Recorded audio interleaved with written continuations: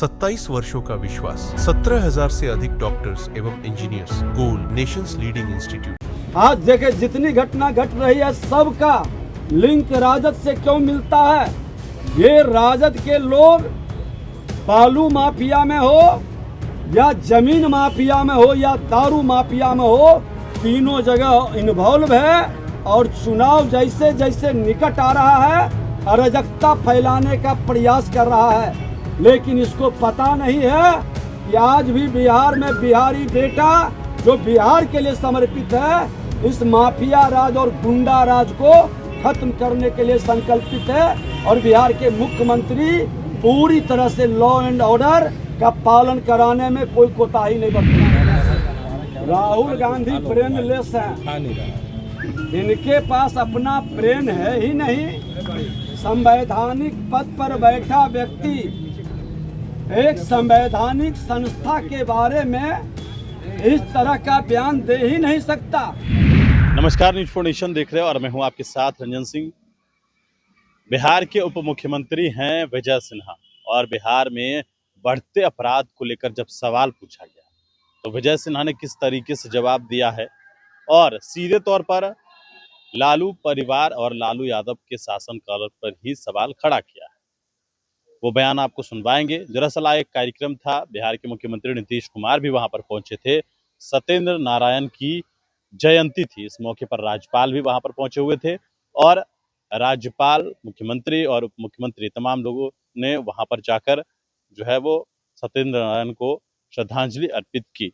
उसके बाद जब बिहार में बढ़ते अपराध को लेकर सवाल पूछा गया विजय सिन्हा पर, क्या कुछ कहा है पहले आपसे। लाल जिससे बिहार गौरवान्वित हुआ है, आज उसको श्रद्धांजलि भी अर्पित करते हैं और बिहार के लोग याद भी करते हैं और ऐसे लोगों के कारण बिहार का सम्मान बढ़ा है और बिहार के लोग गौरवान्वित हैं।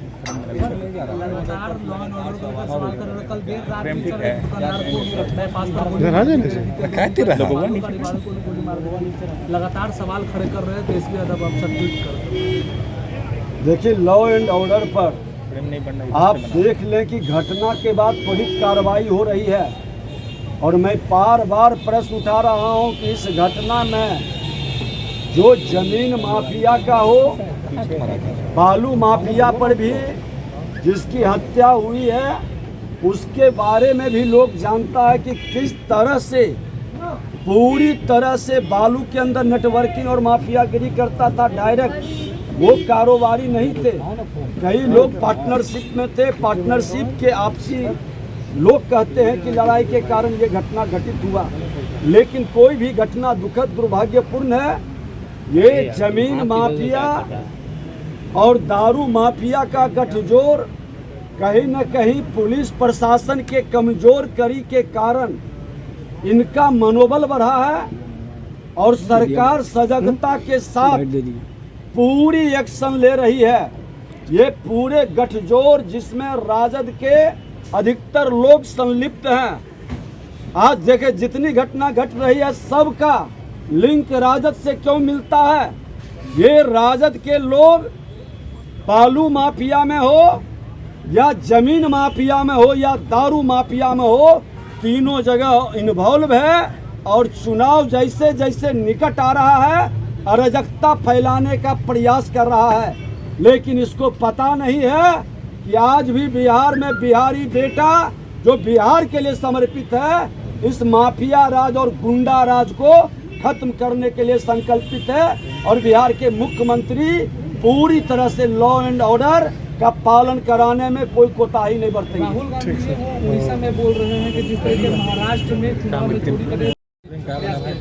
राहुल गांधी ब्रेनलेस हैं, इनके पास अपना ब्रेन है ही नहीं।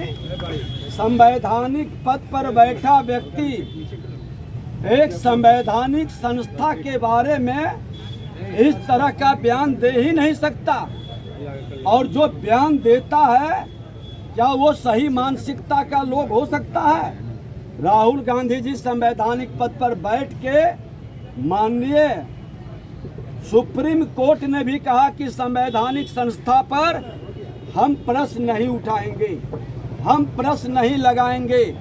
उसके बावजूद भी इस व्यक्ति को अकल और बुद्धि नहीं आया माननीय न्यायालय के आदेश के बाद भी, सुप्रीम कोर्ट के निर्देश के बाद भी चुनाव आयोग पर प्रश्न उठा रहा है। ये व्यक्ति को संवैधानिक पद छोड़ना चाहिए और माफी मांगनी चाहिए। ये अप्पू और पप्पू दोनों समाज को भ्रमित करने का, संविधान का अपमान करने का और संवैधानिक संस्था के बारे में पूरी तरह से भ्रम फैलाने का ठेका ले चुका है। गुड।